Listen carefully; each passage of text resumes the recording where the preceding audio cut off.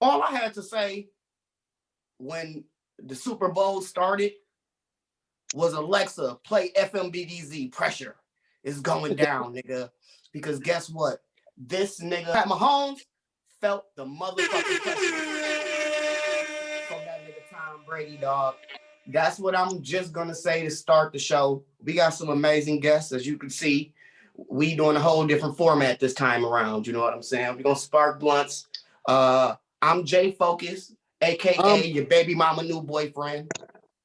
And I'm the lovely Bones, the baby mama slayer. There we have it. There we have it, man. We gonna introduce our guests soon as fuck. Tax man by day, robber by night. You hear me?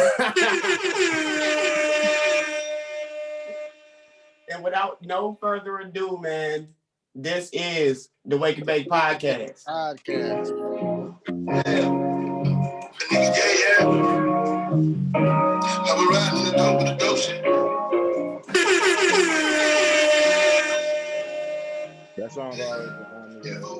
Yeah, every day I need a dope tip. I was on some dope shit, a nigga was a dope pimp, do or die. Nigga tell me on some dope shit, a nigga might as well kill his motherfucking self, this is suicide. Gotta take a little rip, nigga hopped up quick, so I had to double back, get him 2 times. I ain't into this shit, bitch, I'm true to this shit. And every morning I wake up and throw a gay. I just wanna be the kid, fucking bad, it's the bitch. Bunny rabbit off the grip, bunny rabbit reach his dick. Mighty know his dick, all is well in his bitch. 100 shells in his bitch, 50 shells in his bitch. Never tail in his bitch, fuck 12, suck a dick.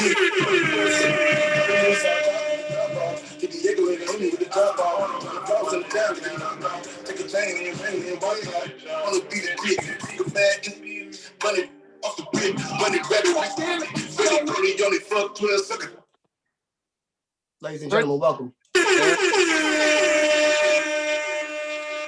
He my top 5 favorite rapper, man. My man Freddie, Gangsta Gibbs. Gangsta Gibbs, ho.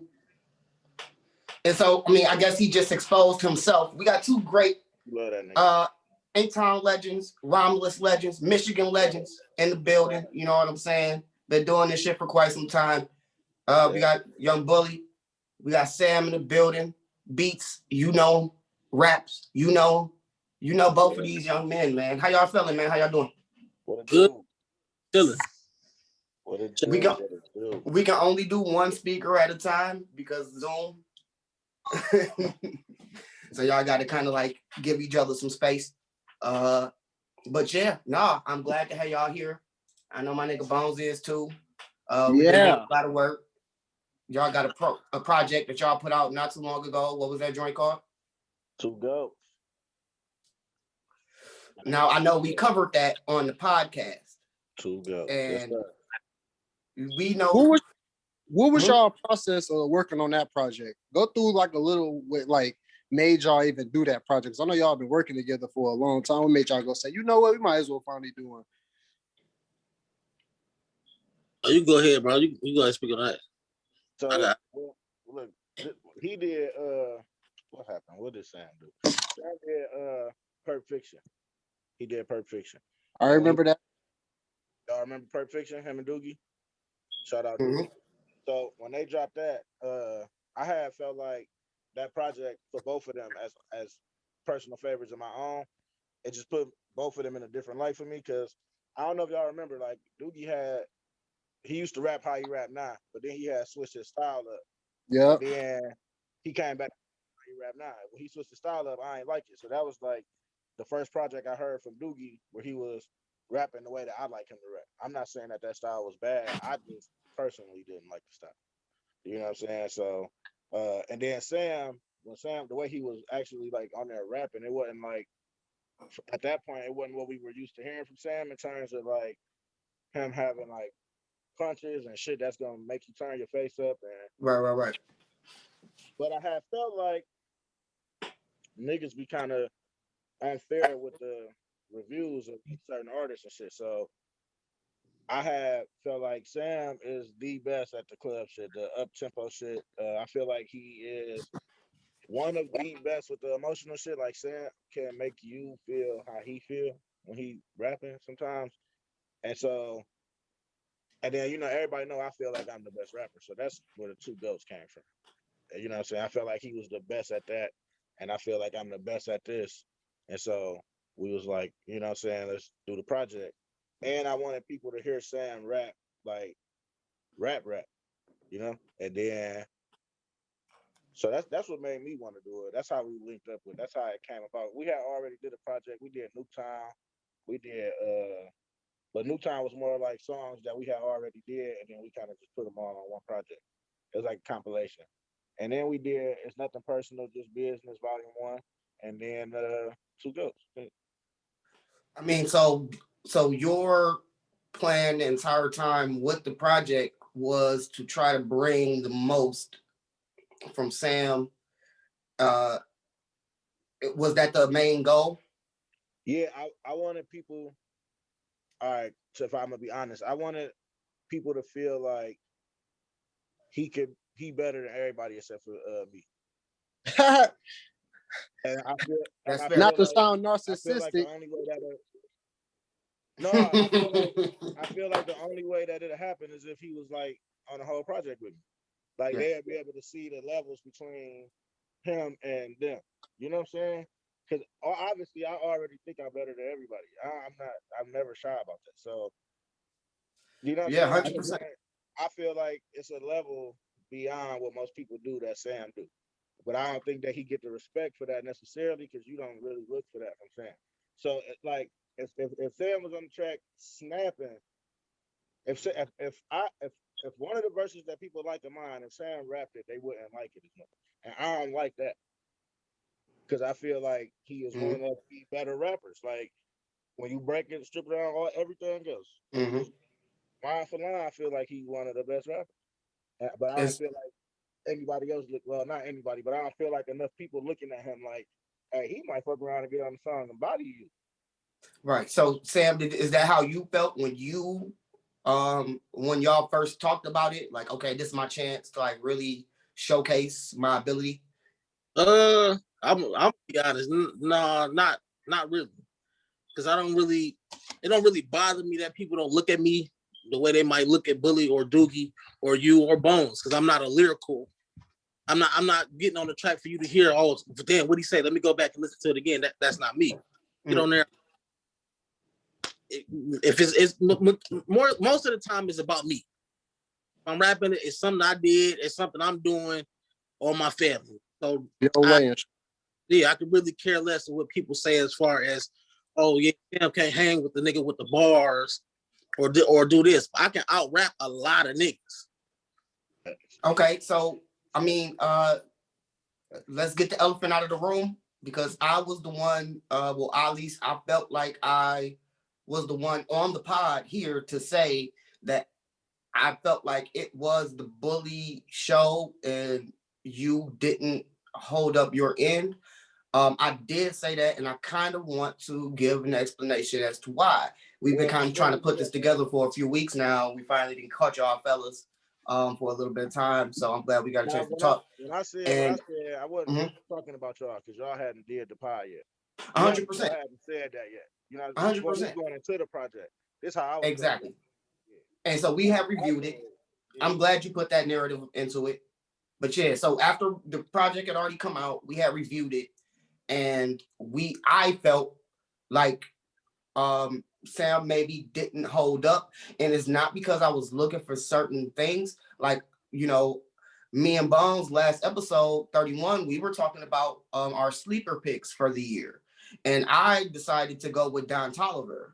I was listening to his shit every fucking morning. Like he was my morning project, you know what I'm saying? To give me some energy, get me going, give me hype. He's not lyrical. He's not that hardcore. He's not, you know, a lot of the things that people would expect me to be a fan of, but I am a fan of the man. So that goes to say, I was looking at everything else. I was looking at what you were best at. And when you came into Bully's world, or you brought Bully into your world, you couldn't hold your end up, but because you didn't bring Bully into your world as much. Like, I feel like most of this music and the beats and the content was kind of driven on his side. And then you kind of was just like, yeah, I feel the same. I got a verse for that. You know what I'm saying? So that's what I was seeing. Just, you know, and so people, when they come to the pod, so they know that we really listening to this shit and we not just giving it one play and calling it a day. Okay, so let me ask y'all this. Wait. Y'all felt like that. What songs did y'all think that was him? Like, oh, I got a verse for that, or I got a verse for that, my nigga. Like, let me put a verse on it. The intro. Hold on, let me go to my notes. I gotta find the day. I gotta get my notes. Because look, we take notes. You know what I'm saying? Listen. Mm-hmm. I told Sam that that's what you meant before you told him that. I swear to God, after we watched, I was telling like, bro, this is what he really said. Mm-hmm. When you went to your world, he felt like you wasn't you, basically. You know what world? Yeah. How y'all tell which world was whose? Because the song content, like you said it, how you like to do music. You said it's not more about lyrics, it's about the feel of the song. You know what I'm saying? So I could tell when it was like, all right, this just a bop. You know what I mean? Sam produced it too. Oh yeah, this just a bop. But dang, his part is kind of like, you know what I mean? Right, yeah, hey man. But it was right. Moments on there where it was like, all right, I could see he can hang. You know what I mean? It was some moments on there 100%. Like that. You know what I mean? 100%. And you know, I feel like the winning hand is in you got the winning hand, but you call yourself the king of clubs, bro, and you ain't bring it well enough. You know what I'm saying? How you got a winning hand over there, bro? You the king of clubs. You know what I'm saying? Like, I thought you would have brought it a little bit more and at least took it in that route so that you could dominate. Like, you should have brought him to the club. You should have took him to the strip club. I know he wasn't able to go to them places at the time, maybe when y'all was recording it, because it was locked down, all that good shit. But, you know, maybe you should have took him there, man. It's a different like when it comes to that type of music, it's certain things that you just know people gonna be like, oh no, he don't sound good on that. Like, I can't be like, hey, Focuz, I got this up tempo, back that ass up. I need you on it. Don't use me. Don't use me. Don't use me. Because you know you. Don't use me. Because guess what? Body bags. Bring them through. Clean them bitches up. That might be true, but my people not gonna be like, oh, damn, he got Focuz on that bitch. Let me hear what Focuz talking about. That's what. Fair enough. They're not checking for me for that. Not yet. Not that you wouldn't kill it. It's just I didn't expect him to be on that, but okay. I'm with you. That. Mm-hmm. Man, I fuck with y'all shit regardless, man. Everything y'all be putting out, bro, I'll be fucking with that shit. I'll be trying to get some exclusives. I got a couple bully exclusives, man. So I mean, do y'all want to talk a little bit about, you know, I know things have been happening and moves have been made. Man, I'm high now, man. Talk about some funny shit. I'm high as hell now. All right, I'm glad we got a chance to like really get up to speed, you know what I'm saying, with the music on some real shit. But it's a lot that's been happening actually. New music, not that released, but it's about to. All I know is it's still Black History Month, and it's episode 2 of the Black History Month edition. Ooh. So I just want to mention how I got 2 of them. I got 2. Great. Can I go first, please? I'll say nothing in a minute. I got 2. I'm going with Madam J Walker first because she's responsible for all these bitches walking around with no edges. It's her fault. Wow. Let's go. It's her fault. Let's go. No black bitches look like they got alopecia. This nigga. No, stop using a hot comb and using grease, man. All that. I'm talking shit. It's for the jokes. We here for the jokes. Yeah, no, hey. It's the jokes, man. And see, I want to talk about how I got one more. I got for you because I know we got to do one speaker. I want to do one more. Go ahead, back to back. George Washington Carver, because he's responsible for all allergies around the world. I mean, is he responsible for the allergies or is he responsible to the reaction to the creation? Because it ain't his fault how niggas react to his creation. Niggas make art every day, B. Peanut butter is art, nigga. We love these people, man. Right. It's funny sides to everything, and I'm glad you can find one. I'm going to give it out to one of the greatest basketball players of our time, Allen Iverson. Allen Iverson, he was a monster. You know the practice quote. We all know it. We've all, come on. So the thing about this man, he was the first black man to get his cornrows touched up mid-game, nigga. He was on the motherfucking sidelines. His mama was there, nigga, in a bandana, nigga, in a no limit fucking jersey. Nigga, tightening up his motherfucking cornrows. Nigga, he was the first. Nobody's ever done it. That nigga's a fucking real pioneer, innovator. Nobody ever do that shit again. The fuck? Show some respect to King Al Iverson. That's some boss ass shit. Real talk, man. It's photo evidence. But yes, man, it's plenty of things that's happening in the world. I'm so happy to be able to be here with you fellas and be talking about some of this shit. If you got to do some off the camera speaking, make sure you mute your mics, fellas. I know sometimes life is real. But I do have a question. Did you know the rumor is High C is back at McDonald's? Did you hear this shit? No. They trying to bring the High C Orange back. This is some real shit. I heard this from a real reliable source, the internet. You know what I'm saying? I ain't even gonna name a source because I don't really got one. The internet been talking though. High C Orange is fucking back. Fuck McDonald's, man. I don't eat that shit anyway. Oh, hey, you are alone, nigga. I'm good for a motherfucking quarter pounder with cheese, nigga, every now and then. Holla at your boy. Yeah. I'm getting high, see? Nice. I'm with you. So come on, man. When did they take High C away? It probably was late last year, maybe like September.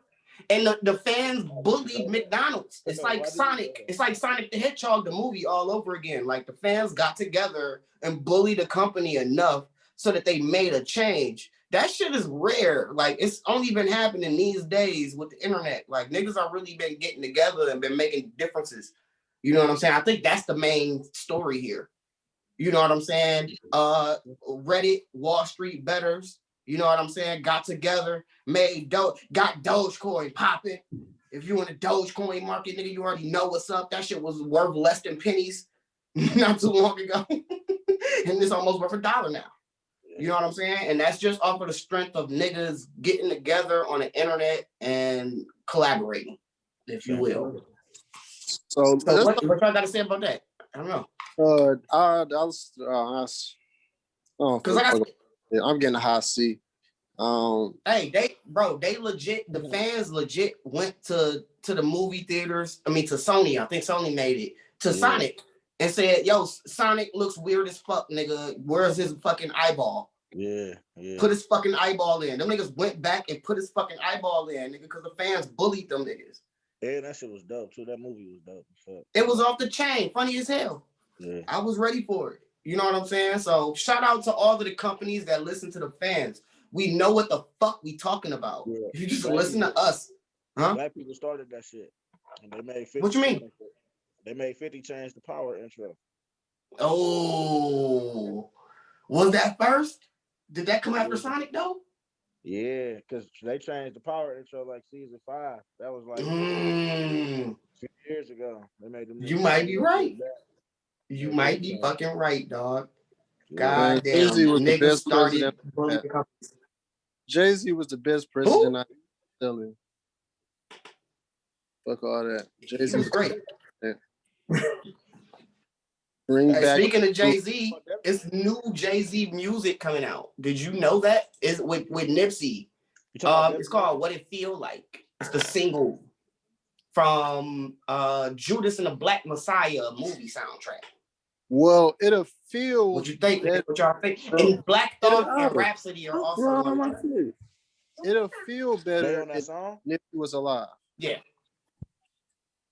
Fair enough. They pimping out his vocals, you think? Oh, yeah. It feel way better now. What are you talking about? Nipsey? He wasn't gonna get a whole feature. He might have got a whole feature though. I'm saying he would have got the whole feature. Yeah, he might have got one.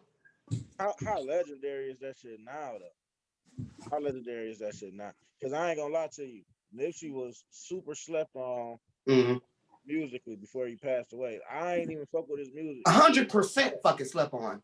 So yeah, you know what I'm saying? Like he was making his wave, but he wasn't. If he would have had a whole feature, niggas would have slept on it. Niggas would have slept on 100%. it because he got some bangers like that you wouldn't even know about if you ain't like Crenshaw. That shit was dope. I didn't listen to it till after he died though. Like Damn. you feel me? So that's what I'm saying. A lot of niggas got hip afterwards, and then shit. Because I'm not really a fan of West Coast music. I only like Game and Snoop. I don't really like all that shit too. It feel like a nigga hugging me and shit. That shit feel rough, man. I don't like that. So I thought he was just a regular West Coast nigga. So I ain't really listen to the music, but I was following what he was doing off the court. And yeah, you know what I'm saying? Unfortunately.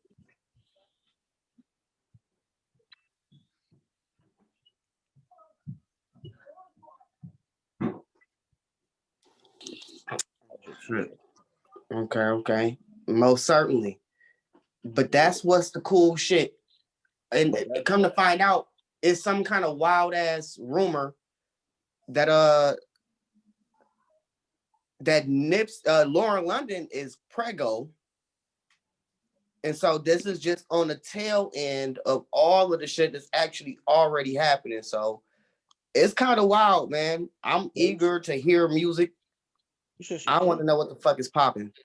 I'm ready for whatever at this point. And who's she supposed to be pregnant by? You can't just swoop past that. 100%. Hey, it's just what it says. Like that's just what it says. Wow.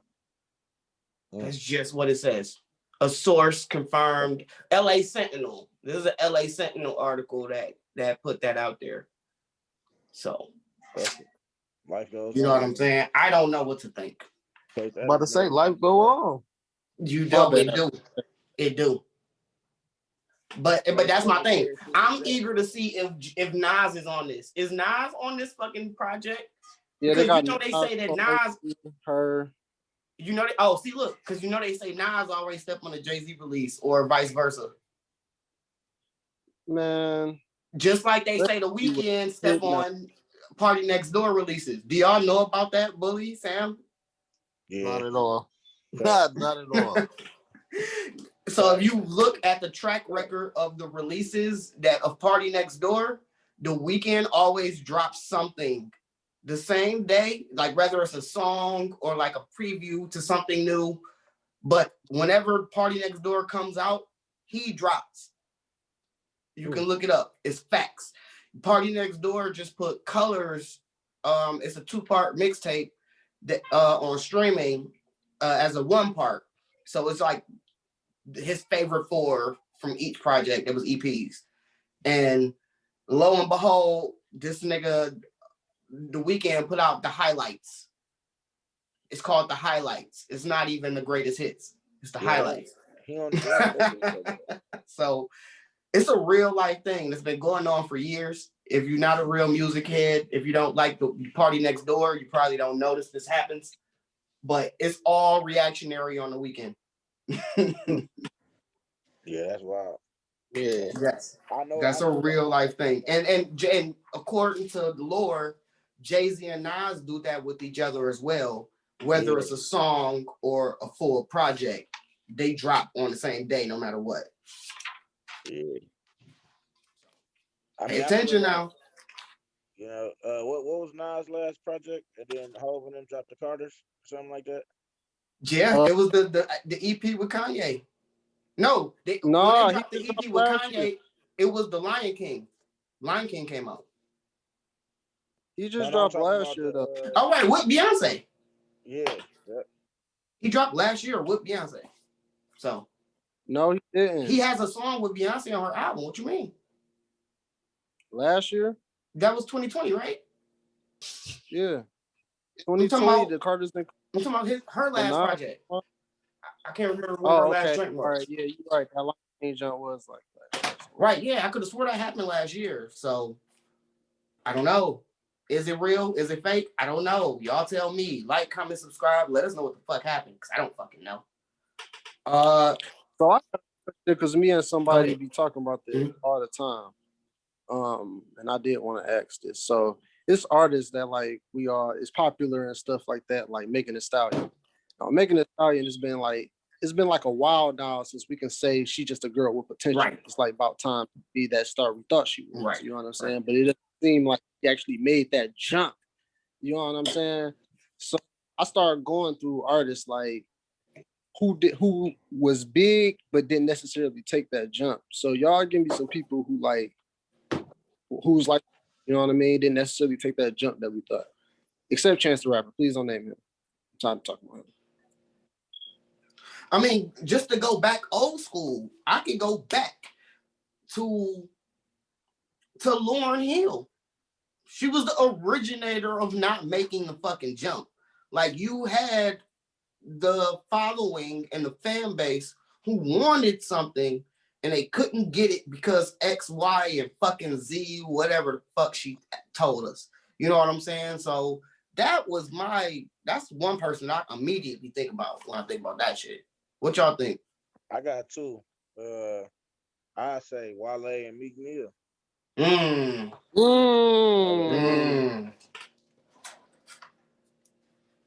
What's dive in? What's up? Why? Why though?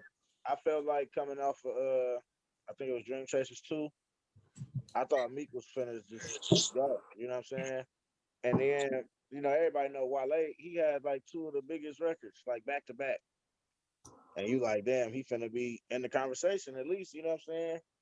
And then he was just gone. Like, yeah, but you said what you saying that though, is that because of his talent or was that because of who he was under? Both. You can't really just say he didn't just pop. He didn't. You think so? He didn't belong there. He didn't belong there. Wale didn't. I thought he had the talent. I thought Mill didn't take the jump. Meek Mill didn't take the jump. Like, he didn't upgrade his lyrical skills. You know what I'm saying? He just got better songwriters for his sooks and shit. Like that. That's it. Like, Wale, he kind of upgraded his lyrical skills, but he kind of blackballed himself, and he wasn't supposed to go to MMG. Why would you do that? You should have just signed to an indie or something. You know what I mean? For music purposes, anyway.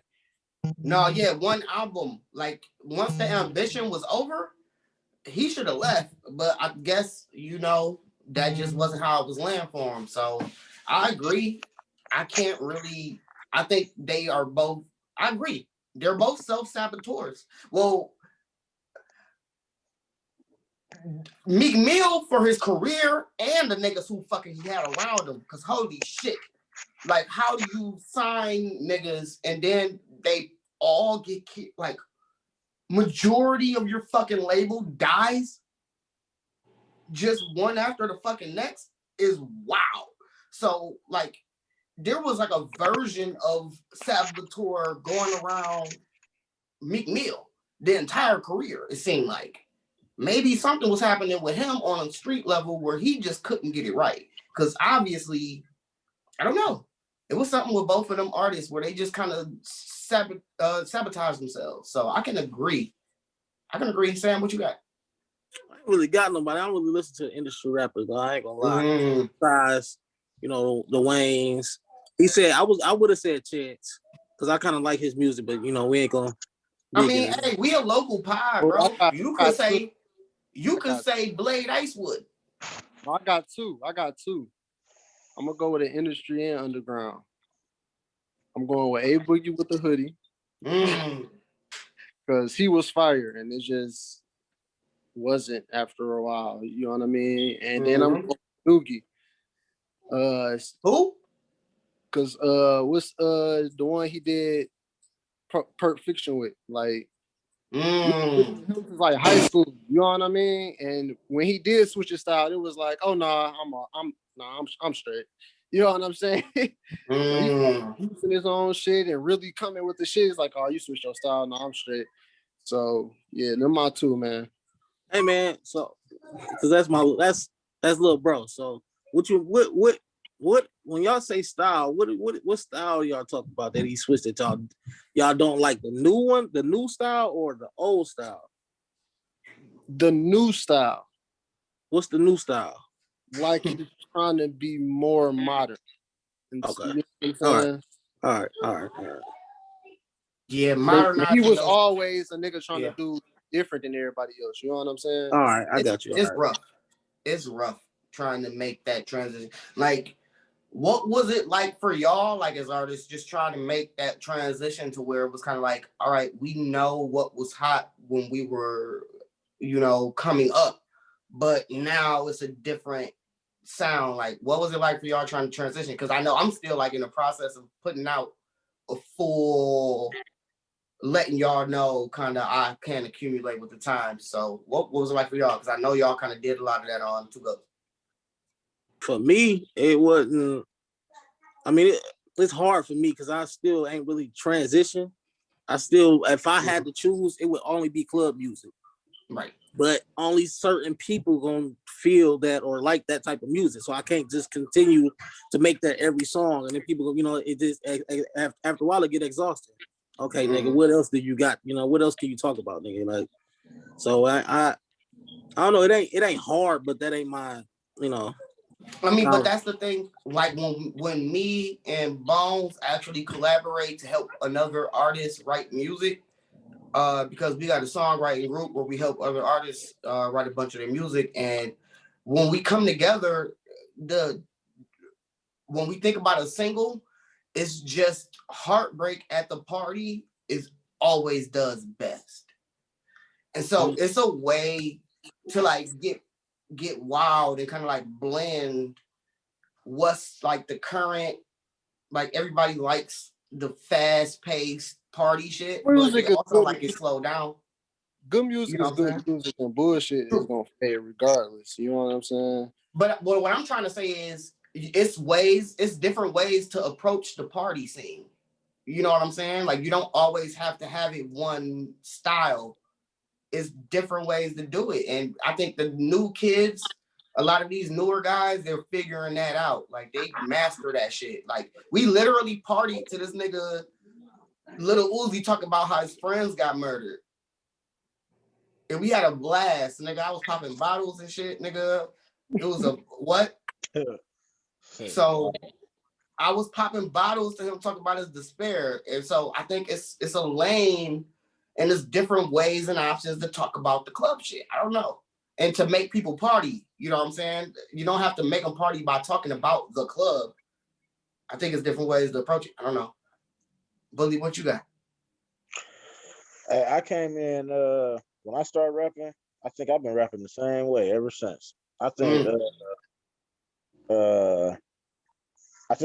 what I do well is just being able to adapt to any type of rap style. I'm not going too far outside of modern traditional rap. Like I All said, right, man, you being safe. Nah, man, you being safe right now.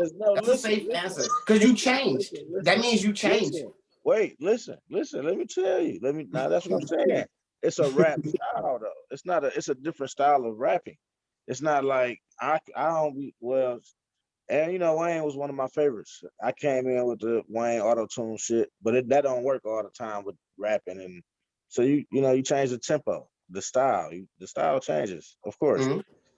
It has to. And sometimes I'm not gonna even lie. Like, I got a song called Aura, and I just basically just got on there and just ran all my words together. I don't know. So people be like, "That's your best song." I'll be like, "Word." No, hey, the fans will let you know some shit for real. Anybody that really fuck with your shit will really let you know, even though you don't feel like it. You just go, I know that was my purest, like everything I said on that track, I meant. You know what I'm saying? Like, I know that for a fact. But I was saying some bullshit. And they'd be like, yo, that was the one. Like, it was the one that made me offend you. Like, okay, cool. Yeah, that's how I be. I hate all my songs, but the songs I really after you make them. Yeah, every song is the girl you wanted to hit so bad, and then you hit her, and she was Oh trash. my god, and it was the worst. And now you like, man, bitch. All right, that's how I feel about all my songs. After we get done with them, and I'm listening back, I'm like, bro, I hate this song. Like, and then I they be was like, so hyped to record it. Yes, I'm with you 100%. I know any artist that's listening right now was with you 100%. Yeah. So. But yeah, man. I mean, it's like I said, bro. If shit been going on, and I'm gonna sound the alarm because right now the scam of the week didn't happen. So according to Hip Hop DX and TMZ, MTV Catfish host, whoever the fuck his name is rolling his eyes because according to TMZ, a catfish pretending to be pop star Bruno Mars somehow managed to convince a woman in Houston, Texas to clean out her bank account, okay? This nigga got 2 checks sent to him for a combined $100,000 pretending to be Bruno Mars and saying he got tour expenses. Is this a scam of the week? Bro, is this a scam of the week? You ain't hear the alarm? I ran the alarm already, nigga. This is a scam of the week. This nigga got down 100K by pretending to be Bruno Mars. Police traced the funds to the bank account to another Texan who was arrested on money laundering charges along with a alleged accomplice. He had an accomplice. So we getting off the 100K. Bro, it's a gift. They gave this to me. Yeah. They said it was giving it to me. What the fuck you mean? It ain't my fault she thought I was Bruno Mars. I never told her that. Come on, bro. I didn't influence her at all. She just went for it. I never told her that. She asked me about him, and I just didn't say no. Exactly. What you mean? Trying to be that nigga. Yeah. Scam of the week, man. Hey, people do these things. Right. Like, you have to be aware. People have money. Do you know how many albums this nigga has sold? You know how many singles this nigga has sold? A lot. This nigga don't need $100,000 from nobody. Y'all gotta relax. I know y'all like these niggas, but come on, man. Relax. Don't get scammed like one of these guys. Chinwendu. Holy shit. That's a mouthful. And the last name too is wild. But yeah, man. Hey, get your money. Do whatever you gotta do, bro. But don't get caught in one of these.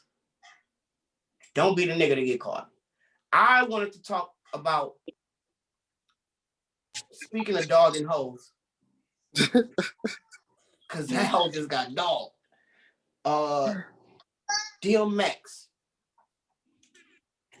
What is DMX's discography of classics? How many does he have? Does he have 1? Does he have 2? Does he have 6?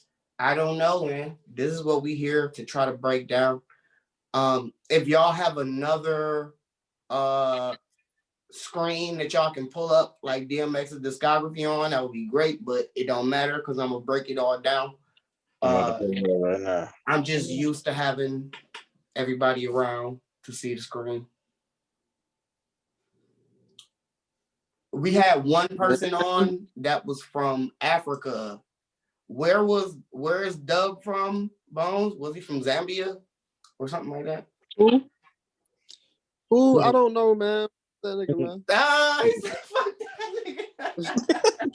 Sick, dog. Let's go. But yes, DMX, bro. Like, this nigga had what? 1, 2, 3, 4, 5, 6, 7, 8. 8 albums. Man, multiple classics on ECD. What happened? Multiple classics on ECD. Oh shit! Goddamn, y'all talking shit. And we gonna start real fast, real quick. It's dark and hell is hot. That's now. A lot of people did that. I mean, I heard on multiple interviews, multiple platforms, the dog shit was real. The nigga was really running around with pit bulls, was training them to do all type of wild shit. Like, this nigga was like, he was just like the Candyman of the hood with dogs. Just imagine if Candyman was running around with fucking pits. Like, this nigga would be insane. So this was fucking DMX. It's Dark and Hell is Hot. Positive reviews from all of the platforms. Came out May 12th, 1998. And it was a full project, man, as full as you can get. Singles include Get At Me Dog, Stop Being Greedy, Rough Rider Anthem, How's It Going Down, All Music gave it 4 stars. Los Angeles Times gave it 2. Who the fuck are they though? They didn't know who hip hop is. Pitchfork gave it 9. So starting, from the intro, what was y'all impressions? Do y'all remember? Man, he got a lot of albums, man. This is classic, bro. Like, I was a young dog when this came out. Got Swizzy all over this, man. The Rough Rider, one of the greatest pop songs ever. Yeah. This whole album, man. I'm not agreeing to the classic status yet. I'm gonna hold my tongue for that. But yeah, no, it's a crazy album. Give it to me. The song with Drag Gone, I can do without. However, he was putting his mans on, so you got to give it to him. You know what I mean? That's it. You know. No. Manses. That nigga was putting his manses on. What y'all remember about this first album from DMX here? It's dark. Hell's out. My favorite DMX song is How's It Going Down. That's my shit. So yeah, that's classic for me. I think that and Fresh in My Flesh, Blood in My Blood. Whoa. Don't cheat the listeners on a good little hour or so of content, man. We trying to talk. And we don't get to that side of things. But man, you right. Because we can go through this. Rough Riders Anthem for one. I'm playing Call of Duty one random day in 2020. Bad year to reminisce to. Don't nobody want to think about it, but I'm going to think about it right now. 2020 is going down. No pun intended. I'm sitting around playing a game. They say, yo, update Call of Duty. Pop it. I say, all right, I'm pop the update. Go to the vehicles. They say, it's hip-hop songs. I said, so go. What's the first song? Bum, bum, bum, bum, bum. It's going down. Y'all gonna make me. And so from the day that this came out, May 5th, 1998, that single came out, to today, 2021, February 10th, that song is Live. Very long live life of a song. So off rip, the song, it's a classic. Kasim Dean. I didn't know that was Swiss Beats' name. I don't think I've ever looked at his real name for some reason. So hey, him and Swiss Beats went in the studio, went fucking nuts. Fucking with D was a crazy track. It wasn't like a super classical type B-side, but it was great. We didn't want to skip it.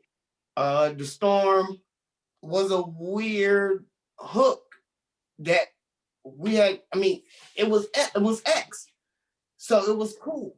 His voice in general is one of the most distinctive voices. Oh man, one of the best, because it was real.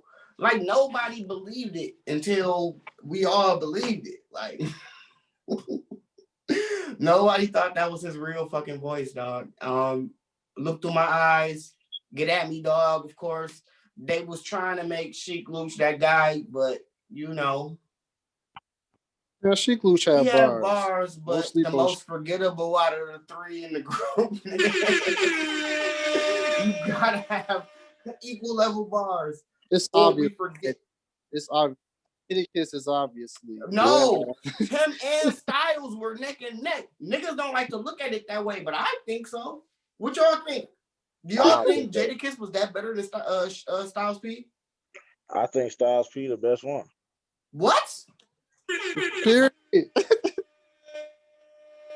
Yeah, I think he the most complete one out of the three. So yeah, I think Sheik Luch is okay. I don't think he that much better than like a Memphis Bleak though. So don't play no Me either. So you know what I'm saying? Me either, bro. So is Jadakiss. So is Jadakiss. No, nah, so you be slandering Jada, dog, and I don't know why, but He's just not. you be slandering my guy. Average. He like Fat Joe Man, level hell no. to me, like Bro. I'm about to hang up and say that again, bro. Hey, overhyped. Like I can name 50 people better than Jadakiss off the top of my head. I swear. Overhyped. Sorry, we ain't talking about commercially and nothing like that. I'm talking about like bar for bar. Like I can name 50 people. But yeah, hey, is this album or not? Is this album a nope. Hold on, wait. How's it going down? When I heard the story about how's it going down, it just added to the momentum of the whole legendariness. You know what I'm saying? Like how's it going down is a different type of love story. Like we talk about these days, how like Throat Baby is like a romantic song. Like you should play that song to set the mood. Any niggas out there listening, if you want to set a certain mood in your house, turn Throat Baby on. Play it 7 times. 7. Don't let it stop playing. You gotta be your own DJ and let it play 7 times. Guarantee you might just get head. It's like 60%. You gonna get some No, stuff. it's not, bro. That's You know what I'm bad saying? advice. You gonna set the scene. 60%. That's horrible advice. I gotta listen to this song to get 60% chance. Bro, you got 60%. You should have the other 40 in your swag. His numbers are full. I don't know about those 60. Hey, no. My whole thing is this. You should have a 40 in your swag. Chance she gonna leave. No. Hey, no. You should have a 40 and everything else. You should be the 40. I get at least a 60 getting her there. It's a 60% chance. You don't need to put that much effort in, man. If you motherfucking know what you're doing, you know what I'm saying? Anyway. That's bad advice, G. Hey, I'm gonna let it be bad advice and I'm gonna put it into the ethosphere. This is a podcast and we need some entertainment. Disagree with me more. It's a bunch of dope shit on here, and at the end of the day, I don't feel like it's a classic, but at the time it was. I think at the time of release, It's Dark and Hell is Hot was a classic album, but it's not a fucking classic album. None of these songs really live well towards the end. And nobody remembers the end of the album for that much. Like, if you listen to this album every day, maybe you do. But I don't think people really live with It's Dark as Hell is Hot today. I don't catch niggas in the streets playing DMX. I'm sorry. You ain't rolling enough cutlasses then. Hey, you can't judge the album based on today's standards. So I'm not judging the album based on today's standards. I'm judging the album based on how it lived. A classic album lives well. I said his single lived great. Because guess what? We still bump it today. But guess what? The album did not. Greatest songs ever. That's what make this album a classic. It was classic when it came out, and I got one of the most classic hip hop songs on it that still live. This is a classic album. Come on. I'm playing this today. You don't want to go back to the old episodes. You don't want to do that. I want to go dig through, but I don't fucking feel like it. But one day, we going to pull up some of your old takes and match them up with your new takes. And guess what, bro? You wasn't saying shit like this about what a classic is. When it came down to your definition of it, it was not fucking this. It was how well does the album fucking live today. And guess what? A lot of the fucking songs on this album, you're not fucking bumping. Nigga, I ain't never heard you listen to a DMX song. I've known you since I was in the 3rd fucking grade. You ain't never fucking bumped. You also never heard me listen to Bon Iver, but I do. Ever. You also never heard me listen to Bon Iver, but I do. Guess what, though? I've heard you bump Bon, and I've heard you praise him. So guess what? In the time he was out. What about Beethoven? Have you heard me? I've never heard you bump Beethoven, but I've heard you praise him. Exactly. I've heard you praise him. So I let it be like, all right, maybe this nigga listens to Beethoven often. Maybe he knows what it feels like to be like uplifted and want to go clean up some shit. You know what I'm saying? Because Beethoven came on. You know what I'm saying? Like, that's like Beethoven's whole vibe. Like, he's like, yo, clean the house, nigga. But yes, I don't feel like this album is a classic. It was a classic for its time, but it didn't live. All right, And, so yeah, if hip hop would have blew up when this album dropped, would that be considered a classic? no, it's the music on the album. I'm saying, Am I willing to hip bump hop it? died with that album, would that album be considered a classic? It's No, the album Jay-Z boycott. Was it this album Jay-Z I boycotted? think it was. Or was it the next? Or was it this? And I think that's why he put the second one out. I'm not sure. It might be one or the other. Well, let's go to the next album, because the next album, man, was a toughie. He made a jump. Now, this is where it gets jump. difficult. Flesh in my flesh, blood in my blood. This shit came out same year as It's Dark and Hell is Hot. And so it gave extra momentum. I feel like if we took, I'm going to give my opening thoughts. He took half of this project, fused it with the other half, nigga. He would have had a classic on his hands, guaranteed, no matter what. From me, if he would have waited until he made this and the first one and just made them one, he would have a classic, guaranteed. But he didn't. He wanted the money. They said, give us two, it's $1 million. He said, it's a go. You know what I'm saying? Fucked up to me. What's your opening thoughts about this album? You can tell it was the bag grab by the features. Better production. Swiss Beats took a jump. DMX took a jump lyrically and on his song making. This is 2 classics in a row, man, for me, man. Fuck all that. My sentiments exactly. Bro, y'all are living by old hip-hop standards. I don't care what anybody say. We have come to a place where the millennials are afraid to speak out against what the standards the OGs set at the time. I'm here to go against that. That's why we the fucking Wake and Bake podcast in this bitch. And guess what? It's a no for me. This is not a classic. Once again, the entire momentum of what he did this year was classic. Because guess what? In a future episode, I can say he was the first in history. Fuck it. This episode is going down. This nigga was the first black person in history to drop 2 albums same year, nigga, and they both went platinum. He was the first to do it. Nobody had ever done it. You know what I'm saying? So I can give him that much. He made history, but these not classic fucking albums, dog. They just really good. They didn't live. So what? After what point does it not become a classic? Because then that means we have to start talking 2000 and what was that? 3, 2? We go by 11 years, bro. If we 11 years removed from or 7 years to 11 removed from the album, we can start talking about the classic status. We feel like, and so when we started, is it a classic as a podcast? That was what the criteria was. So all it was about was the time period. It just had to be old enough for us to talk about.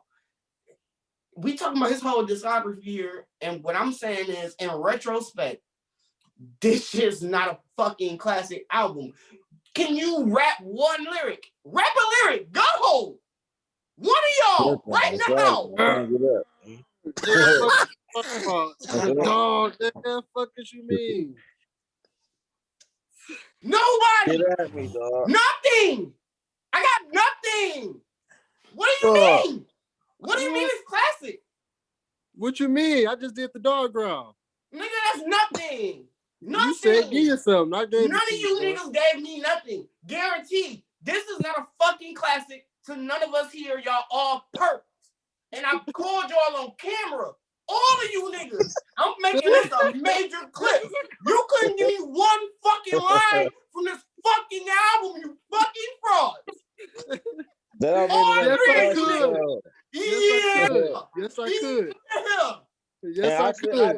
I said I'm slipping and falling. That's the Nigga, that's the hook. Come on, man. That's a You lie, said- man. That's a Play lie. with me. That's a Don't lie. play with me, man. Don't play. That's a lie. Hey, hold on, wait. Fuck out of here, man. Oh, he Next going on album. the record. This the Next Wake Up album, this nigga podcast, ain't got a bro. classic yet. Yet. He got You two. niggas been perping the whole time. The That's entire two, internet. I'm calling all you niggas out. But All we you outnumbered. niggas. Everybody watching this. Everybody I love watching. it. I love The it, entire man. town. The entire town and the entire world is gonna come watch this. They gonna call y'all out too, because they They're don't know gonna nothing to say agree. either. They're gonna be like, this nigga crazy. They gonna say it, but guess what? They go deep in their mind. They're gonna be like, I don't know none of that shit. All right, so listen, because if you already saying he don't got no classics, he ain't got none. Ain't nothing else he got better than these two. Ain't nothing better. So where do you rank X at in your all time? Low. Above Jadakiss. Above Jada though. He had more impact than Jada. Way Whoever more. plays Jadakiss. He had way more impact than Jada. Yeah. Okay. Does anybody in your top 5 not have a classic album? No. Why Hell. would they? Multiple. Duh. Okay. Nigga, you talking to the wrong one. Just I asking. don't know what y'all talking to, man. I'm a real nerd. You Just want to talk about nerds? That's why niggas actually listen to the show.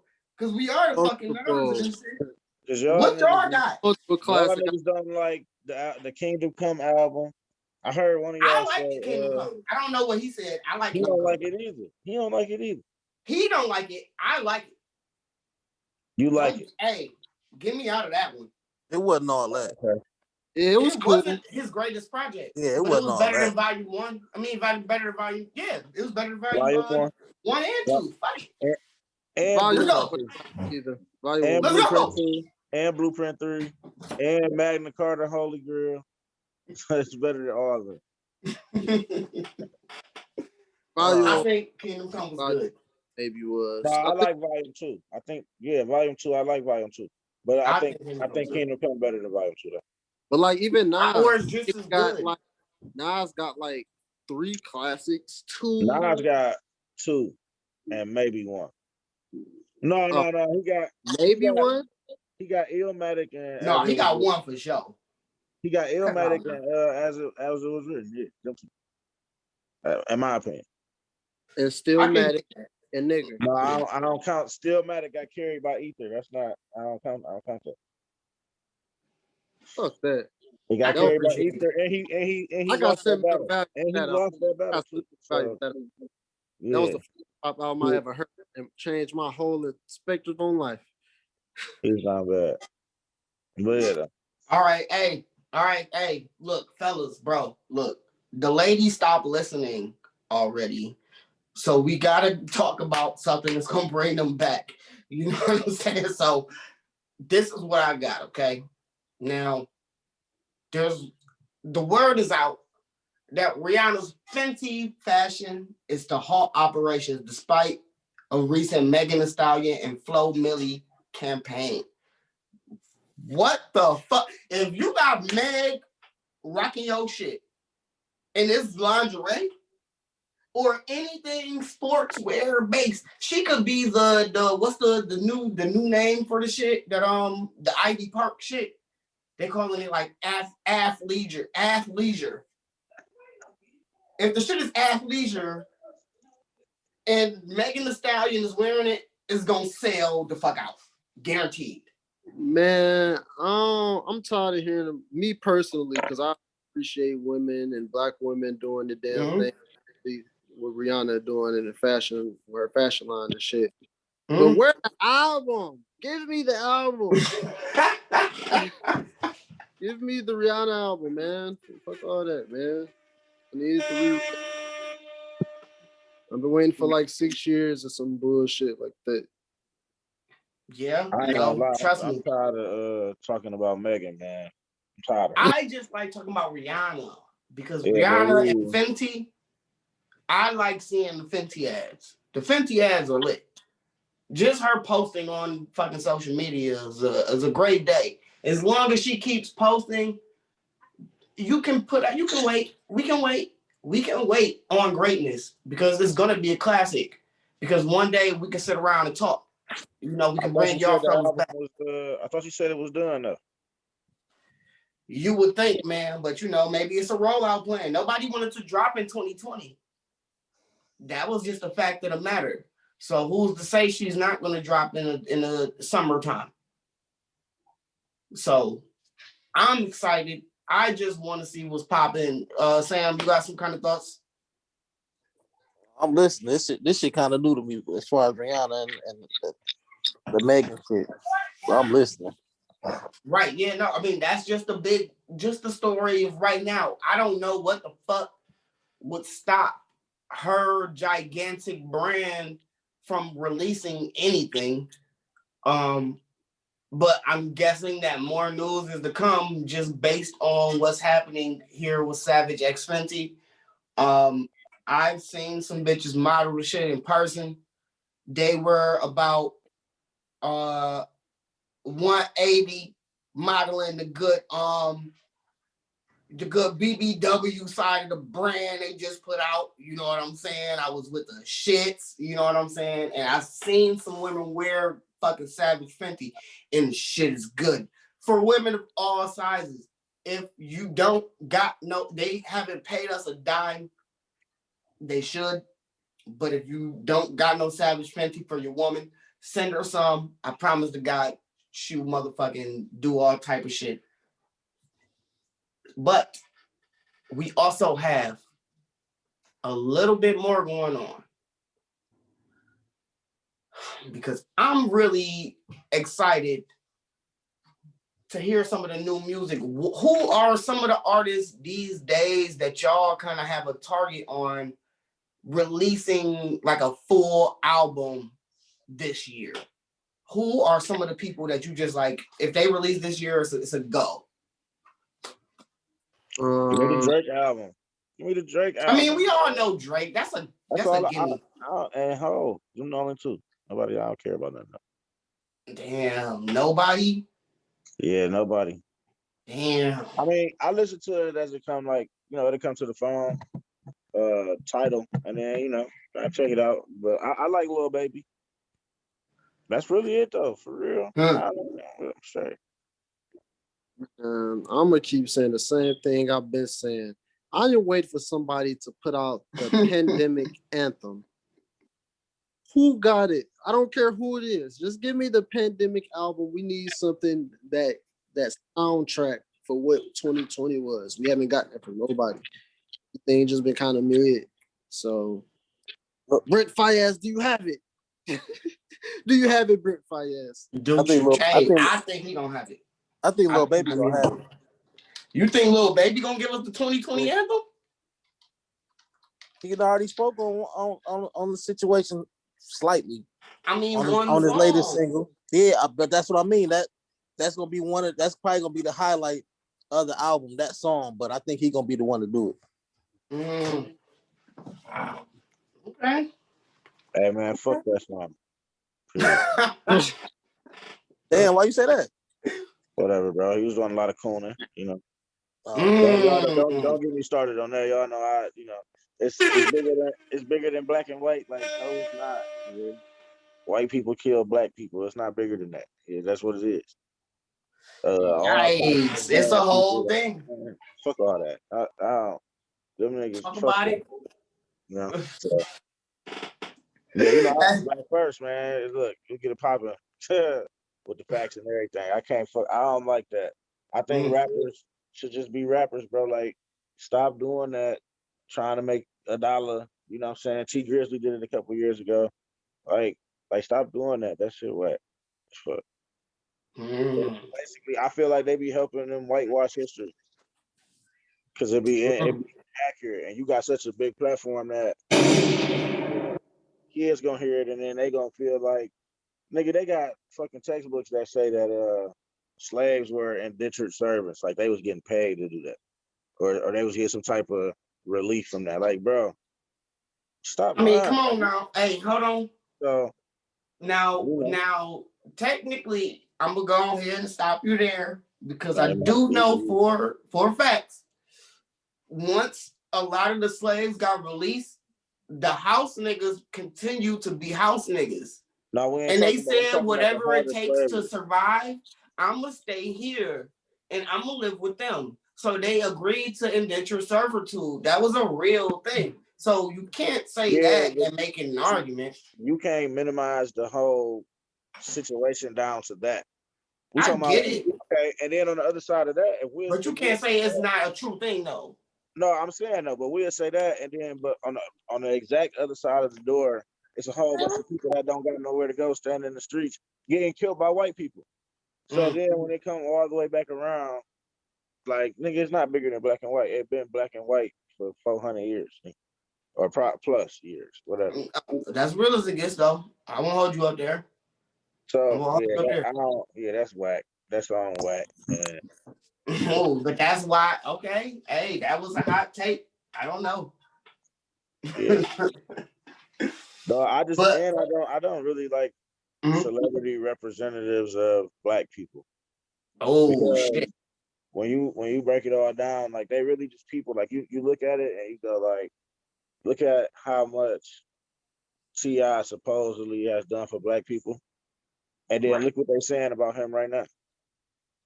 And if you believe that he that person, that type of information to crush you, and then now you looking at, because he's what they would say the best we have to offer. So if this nigga is this, how they gonna look at everybody else, right? Because we all fall under that. Man. Cut it out, man, bro. Who's setting these standards, like, in your mind? Because I'm sitting around looking at the niggas who really are setting the bar for this shit. Like, we see that Master P is out here talking about, yo, this is what we doing. And he's doing the shit. Like, who's saying the representatives are these people that you're looking at? Oh, I'm not understanding. When you're talking about commercial success, if you tell somebody right now that Master P is worth $450 million, he'll tell you to Google it. He's gonna tell you you lying, and y'all gonna have a whole conversation about it, because that's not what he tapped into. Nigga, I'm talking about the average black and white people that sit in front of their TV all day listening to It's Bigger Than Black and White all day. And then they coming out their cribs. Nigga, they don't even know we at war out here. They don't. I'm talking about them type of people. And they outnumber niggas like me or you or a nigga that might really sit down and take the time out to figure out what's really going on. They outnumber us. True. So and then you talking about, like, Lil Baby is all right. So what happens is sometimes the nigga transcend what he do, right?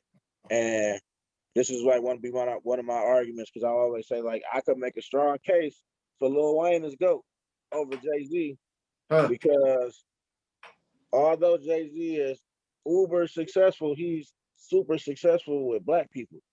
Like, you know what I'm saying? We support Jay-Z, like, the culture. That's a nigga that got supported by the culture. But Wayne took rap beyond where Jay-Z had placed it. Like, if Jay put rap on the mantle, Wayne took the mantle and put that on the moon.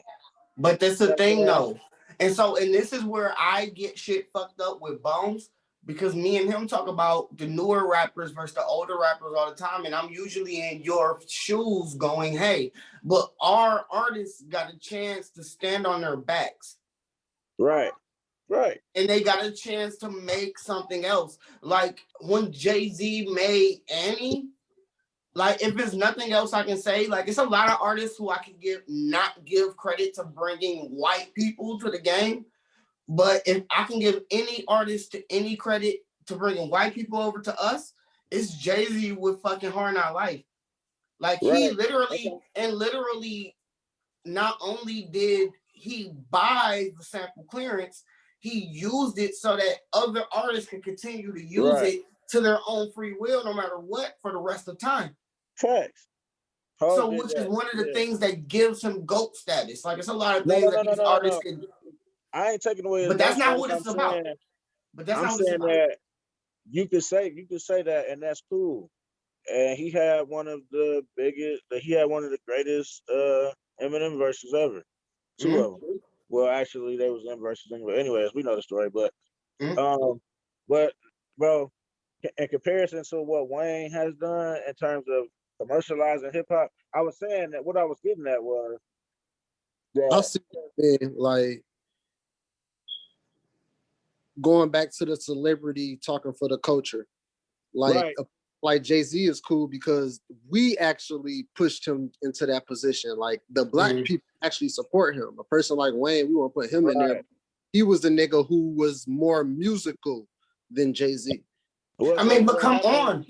No, but what Wayne did was Wayne opened the door for white people to look at our rap stars as speakers for our whole race. That's what I meant. But So you got but Lil Baby go who ahead. on that same spaceship that Wayne was on, and they looking at him like as a person that like they be captivated by him in a sense. Mm-hmm. No, he was a fucking like nobody could say like you can look at Lil Wayne and you can tell his life has led him down a fucking path that he had to come from that niggerdom. Like, cause he was just like he's like fucking Stevie Wonder right now. He got like 6 fucking dreads hanging on by a thread and all type of shit because all of the stress of the industry that this nigga that went through. Like, you can tell he's been a superstar. Mm-hmm. And even when he talks to the masses, you can tell his superstardom has affected him in a way. But that's what I'm saying at the same time about like a Jay-Z in comparison was not only did I not sound different, like when Wayne first came out, we didn't fuck with Wayne. Just Mm-hmm. like we didn't fuck with Y'all did. Jay-Z. Y'all did. Just like we didn't fuck with Jay-Z. We didn't fuck with either of them niggas that hardcore. It was like, whatever. Like, our parents wasn't bumping fucking Hove. You know what I'm saying? At least mine wasn't. So, at the end of the day, when it came to, like, his singles, Money, Cash, Hoes, when he started coming out with that shit that my old man can bump and the Impala nigga drop the top and flip the switches and shit, like, that was the time that I got to experience Jay-Z. But if it wasn't for his singles, I was listening to fucking everything Lil Wayne put out. Everything. And I grew up in it. And so I can understand why Wayne would be considered better than Hove. Just because Wayne actually had that impact on us while we was around. Then he took it to another level because once again, people still say that the Carter 2 is better than the Carter 1, which I'm like, what? But people don't even remember the squad up mixtapes. People don't even remember the prefix and the suffix. Yeah. People don't even remember a lot of that like early Wayne that led into the Carter 1 Wayne that we could see the development and growth. You know what I'm saying? Like I still bump California Blueprint, California nigga. Oh shit, my favorite team is the Lakers. Like I'm still bumping that Squad kind of shit. You know what I'm saying? Like on a whole nother level, but a lot of people don't even go to it because they just go, by the time he switched his whole style, he was the man. But Jay-Z didn't go through a switch his whole style thing, but remain relevant no matter what. And Lil Wayne, we already know, gives all the credit to his current style to T-Pain. Yeah. And Jay-Z would never sit around and do that. Like, sure, you can say, yeah, he quoted Biggie a lot, but at the end of the day, he switched his flows, he made different styles, he made shit cool. And that's why I could never sit and put Jay-Z on a higher level than or Wayne on a higher level than Jay-Z. I can never give him that. Okay. That's the reason I couldn't. I feel you. I just said I can make a case. I ain't said I could change your mind. No. A case for one. I had to wrap up the scene so we can go ahead and cut this clip and make it a clip because this is gonna be awesome, nigga. This is a great conversation. Really appreciate it. And that's why I appreciate y'all coming through here. Yeah. Yeah, man. So I got one more. Cut this out. Cut this out too. In this part. Oh, you Wiz Khalifa now. This nigga said he was Bob Marley last week. Now he's Wiz.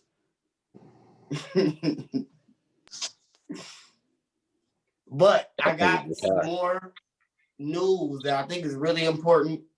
for the community, the real life community, the simple fact that Tesla purchased 1.5 billion in Bitcoin. This is according to CNBC, excuse me.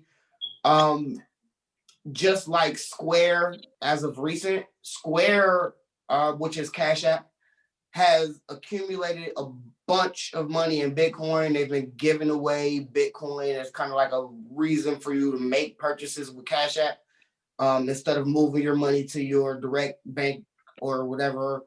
So it's been a lot going on with the movement of Cash App and the money system. And Cash App is becoming a real competitor in the field. I'm just go ahead and give y'all the headlines real fast. Tesla announced in an SEC filing Monday that it has bought $1.5 billion worth of Bitcoin. The company has also said it will start accepting Bitcoin as a payment for its products. CEO Elon Musk has been credited for raising the prices of cryptocurrencies, including Bitcoin, through his messages on Twitter, which is real shit. I literally watched this nigga go, yo, Dogecoin is lit. Go ahead and hit it up. And even when Bitcoin started falling, which anybody that's been following Bitcoin at all has known in the last 2, maybe 3 weeks, it fell a lot behind its reported $40,000. And so it's been like a real struggle for anybody that's been in the Bitcoin market trying to keep their coins and not sell out, because the market was falling, but it's bumped right back up to like 45,000, which is like the all-time. It's only going up above the all-time and making records since it's taken this dip and since Elon Musk said you should buy it. So, I mean, what do y'all think that this means for like life? People are more buying into Bitcoin and cryptocurrency. Seen it coming. I mean, did you? The coronavirus, presidential election, switching everything electronically. That means only right. Bitcoin stepped in. That means only right. A big company try to come in and take over. Man, yes. Bitcoin's not a company. Here's the thing. Bitcoin is not a company. Bitcoin is... That's not what I said. Well, what you mean? You talking about Tesla? Yeah. Other companies have been doing this. It's not new. This is the thing. A lot of different companies have been adopting Bitcoin. That's why you can see you can go to a gas station on 7 Mile and Van Dyke right now, nigga, and it's a Bitcoin ATM. You know what I'm saying? Like, it's not like it's new. Niggas in the hood been fucking with this shit before these niggas. That's why it's so important, because we was already adopting Bitcoin before they did, whether it's for nefarious uses or not. We've kind of already been starting to use this new crypto, and it's backed by money, dope, and fucking weapons and shit. And the American dollar is backed by nothing. So, I mean, but niggas with guns back the American dollar, but that's pretty much it. You know what I'm saying? So we was going, what's more valuable for us to believe in?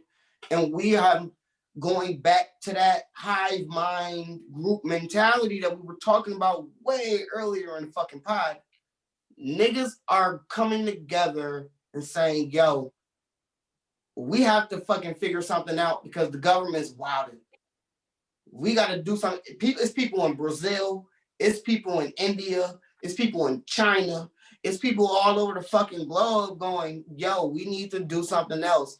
We don't fucking want to continue to back the American dollar. So what are we going to do next? Because we know all America going to do is come through and colonize us because we the big dogs and we just flex our muscles like it ain't shit, nigga. And we come through and sweep every motherfucking thing, nigga. That's just how we do. Because I'm a patriot and all that good shit. But at the same time, we also don't trust our own banks here in America because they tend to get over on us. Every time some kind of global situation happens like COVID. What would y'all think about that? Well, I would love to comment on it, but I actually have to go. I'm sorry. Bones is motherfucking out of here. So actually we can do some kind of closing. You can do last words, whatever you gotta do. All right. You shouldn't have to tell your mans that your baby mama is off limits. I love you guys up there. Lovely Bones. The Waking Big Wow. Pod. Retarded. All right, man, I'll talk to you. But just any words on that? Just think about motherfucking cryptocurrency. This is gonna be our last little thing. No, sir. Yeah, that cryptocurrency, man. I don't know. Same. I'll be looking at stuff. I'll be just looking at it. I don't know. I got to watch it a little bit more. See what I think. I've been doing my little researches. You know what I'm saying? And too many companies are kind of buying in, and I think as more of these corporations continue to buy into the promise, because at the end of the day, you know, we were saying that dollars were based on gold, and so we were like, yeah, gold, nigga, we love gold, nigga. I got a Rolex, like, you know what I'm saying? Like, niggas was flexing gold still. So once we said the dollar was backed by that, we were kind of like, oh yeah, you know, the dollar is good, yeah, because it's. And then they took that away, and then it was like, well, who's it? What's it backed by now? And these niggas started asking questions, and then we started getting answers. You know what I'm saying? And the answers wasn't great. And so now that we got an alternative, it's a real thing. No matter what people thought about it in the past, now today, cryptocurrency is a real deal thing. This shit's worth $47,000. I'm sitting here looking at numbers. It jumped down to 35. That nigga Elon Musk had said, yo, it's lit. A lot of people got rich. You know what I'm saying? So believe, don't believe. At the end of the day, research is the king. And I think we're going to call this episode that. That's a great name for this episode. Research is king. Algorithm is king. My name is J Focuz. What's your name? Bully Hendrix. Selle. And this is the Wake and Bake Podcast. You bitch ass niggas.